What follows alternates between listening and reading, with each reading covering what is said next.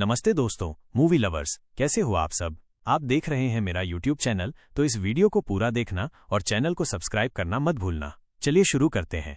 आज मैं बात करने वाला हूं एक ऐसी फिल्म के बारे में जो आपको हमारे देशभक्ति के नायकों की याद दिलाएगी। ये कहानी है नरेंद्र दुबे, इमरान हाशमी की, एक ऐसे अनसुने हीरो की जो आज भी जीवित हैं, भले ही उनकी रीढ़ की हड्डी में एक गोली फंसी हुई है। ये वही शख्स हैं जिन्होंने जैश-ए मोहम्मद के कमांडर गाजी बाबा रॉकी रैना को सफलतापूर्वक मार गिराया था। गाजी बाबा वही आतंकी था जिसे 2001 के संसद हमले और कश्मीर में कई अन्य हमलों का मास्टरमाइंड माना जाता है। दुबे और सीमा सुरक्षा बल बीएसएफ में उनके वफादार साथी हर संभव प्रयास करते हैं ताकि आतंकवादियों को पकड़ा जा सके और उन्हें खत्म किया जा सके।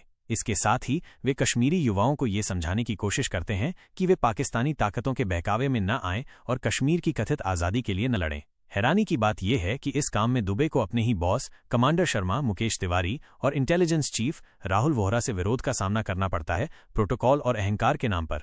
संचित गुप्ता और प्रियदर्शी श्रीवास्तव ने इस कहानी, पटकथा और संवादों को लिखा है, जबकि चिरंजीवी बाजपेयी ने अतिरिक्त संवाद दिए हैं। इन दोनों ने पहले फिल्म के निर्देशक के साथ सामाजिक नाटक छतरीवाली में भी काम किया था और यहाँ भी वे एक आकर्षक कहानी बुनते हैं।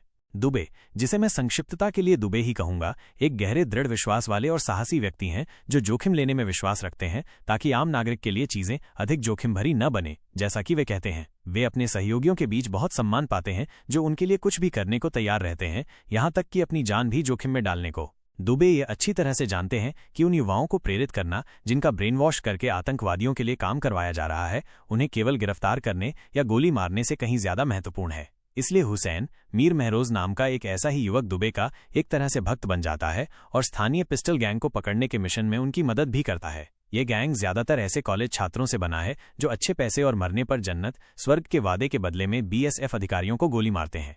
जैसे जैसे घटनाएं तेजी से घटित होने लगती हैं, दुबे का जोखिम लेने का रवैया और बढ़ता जाता है, यहाँ तक कि वो अपनी प्यारी पत्नी सई ताम्हणकर से भी ये कहकर झूठ बोल देते हैं कि वो सिर्फ कुछ फाइलों पर हस्ताक्षर करने के लिए ऑफिस जा रहे हैं, जबकि वो एक खतरनाक मिशन पर निकल रहे होते हैं।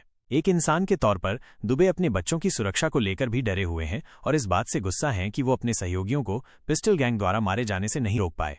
लेकिन संसद हमले के बाद और ये खुफिया जानकारी मिलने के बाद कि गाजी बाबा श्रीनगर में है, दुबे उसे पकड़ने के लिए कोई कसर नहीं छोड़ेंगे, भले ही उनके वरिष्ठ अधिकारी उनका विरोध और उपहास ही क्यों न करें।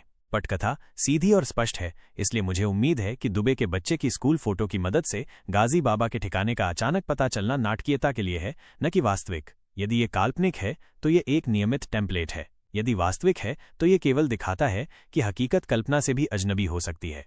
मुझे इस फिल्म के बारे में जो बात और पसंद आई वो थी घटनाओं का बिना जल्दबाजी वाला चित्रण। हालांकि इसकी वजह से कोई मजबूत ड्रामा या अचानक मोड़ नहीं आता है, लेकिन सब कुछ थोड़ा अधिक वास्तविक लगता है क्योंकि इसमें दुबे की बाधाओं और बाद में उनकी जीत को बताने पर जोर दिया गया है, न कि सनसनीखेज कहानी कहने पर। और दुबे के वफादार दोस्तों और हुसैन के एंगल की वजह से भावनात्मक स्तर ऊंचा है, न कि उनके परिवार की वजह से जो केवल कभी कभार ही दिखाई देते हैं। इमरान हाशमी के लिए लोकप्रिय धारणा के विपरीत ग्राउंड जीरो देशभक्ति के साथ उनका पहला प्रयास नहीं है। शाहरुख खान के web series production bard of blood में उन्होंने एक तेज तर्रार जासूस की भूमिका निभाई थी जिसे एक महत्वपूर्ण मिशन के लिए सेवानिवृत्ति से वापस बुलाया गया था। उस काल्पनिक थ्रिलर में भी उनका अपने बॉस के साथ टकराव हुआ था, एक दिलचस्प संयोग। लेकिन इन सब के बावजूद इमरान ने क्रिकेटर मोहम्मद अजहरुद्दीन के बाद एक जीवित व्यक्ति के रूप में अपनी दूसरी भूमिका को कुशलता से निभाया है। वो सही मायने में तीव्र लेकिन संयमित हैं और अंततः उनका शांत, संवेदनशील चित्रण विजयी होता है। सई ताम्हणकर के पास एक्सेल एंटरटेनमेंट के साथ अपनी तीसरी फिल्म अग्नि और डब्बा कार्टेल के बाद में करने के लिए बहुत कम है। हालांकि वो अपने पति के साथ अपनी उज्ज्वल और लाड़ भरी मुस्कान और मीडिया के साथ टकराव के दृश्य में चमकती हैं। राहुल वोहरा इंटेलिजेंस चीफ के रूप में सही मायने में अप्रिय हैं और हुसैन मीर महरोज के लिए सिर्फ एक शब्द है, प्यारा। वो वास्तव में एक ऐसे वन्नबी आतंकवादी के रूप में मनमोहक है जो दुबे की मदद करता है। दुबे के सहयोगियों, खासकर बीनू के रूप में दीपक परमेश की प्रशंसा करनी होगी। जोया हुसैन ने आदिला के रूप में प्रभावित किया, लेकिन मुकेश तिवारी आश्चर्यजनक रूप से अपने कठोर और कर्कश कमांडर के अभिनय को थोड़ा ज्यादा कर गए हैं। प्रधानमंत्री वाजपेयी के रूप में रामावतार की उपस्थिति मजेदार है और उन्होंने अपनी कैमियो भूमिका में ठीक ठाक प्रदर्शन किया है। बाकी कलाकार भी ठीक हैं।